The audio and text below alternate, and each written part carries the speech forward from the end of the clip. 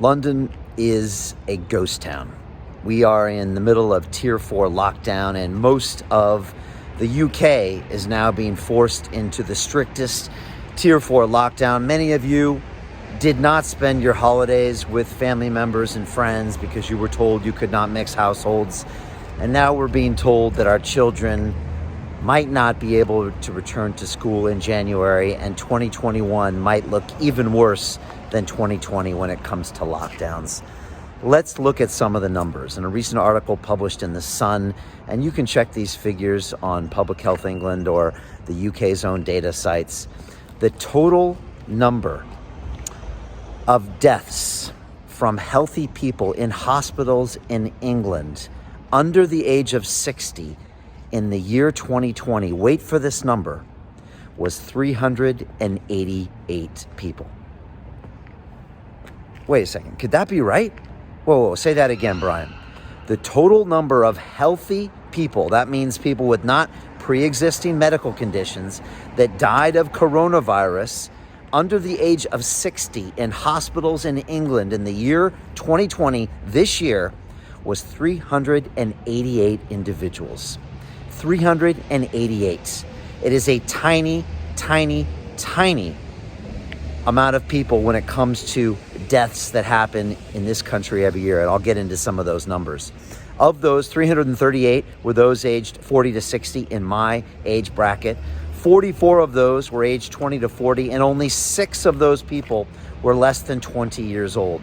These are healthy, young adults that are not dying from COVID. And whereas the media and the government would rather you think otherwise, they throw numbers at you every day, and according to them, people are dying in the streets, healthy people. And this is an exercise I do every night when I'm in the taxi. I say, do you know anyone who died of COVID? And the answer is usually no. And these statistics show a shocking, disproportionate response to this virus. They show a total lack of science-based decision-making. And quite frankly, they show a complete lack of leadership. Because as we can see from these figures, this is not a reason you lock a country down. Let me be specific on that. The total number of car accident deaths in Great Britain last year was, wait for it, 1,870 deaths from car accidents last year. Okay, that's 4-5 times those of the healthy under 60s that died from coronavirus. And yet, they didn't lock down the automobiles last year. Let me give you another figure. Smoking-related illnesses in the UK last year, 78,000 people died of smoking-related illnesses. And guess what? They're not locking down the tobacco stores, are they? Well, if they really cared about life, why wouldn't they just lock down the tobacco stores? You could save as many people as died of coronavirus and more this year. And the point of these numbers is to take a sobering look at this. Healthy people are not dying of coronavirus. I don't care if it's the mutant strain, the South African strain, or the Martian strain.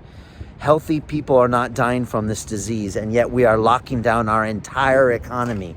This is a ghost town here right now in Old Street where I work because of an information war that's being fought inside your brain by our media companies for your clicks and by our government for your votes and their agendas. And no one is telling you these sobering numbers. Well, a few of us are. Again, sit on this number and meditate on it today. 388 healthy people under the age of 60 have died from coronavirus this year. 388. And go look up some of the other numbers. Again, is that a reason our economy should be locked down? Is that a reason that we're facing the greatest mental health crisis since the Second War here? It isn't. And it's not the reason why we should all be at home right now, hidden in fear, in paralysis, that we're going to catch something that most of us are not susceptible to, and most of us will survive. And so again, I am all for a system of focused protection. I want to protect those that are elderly, protect those in our care homes. So I spoke with my dad a couple days ago. He's 78 in San Diego, and he said, Brian, I'm sick and put. I'm staying put. I said, okay, Dad, bless. That's your choice. I'm so glad you made that choice. Stay put. Don't have contact with others. That's his choice. But other people can make choices as well. And I think it's time we're given our freedom back. Let's be given our choices back so we can make our decisions. Let's make the choice to open up our businesses if we want to, make the choice to socialize with others if we want to. We can do it safely. The science is out there. But locking down this whole country and shutting down our education system, it's ridiculous. Our leaders have failed us. Leave me your comments below.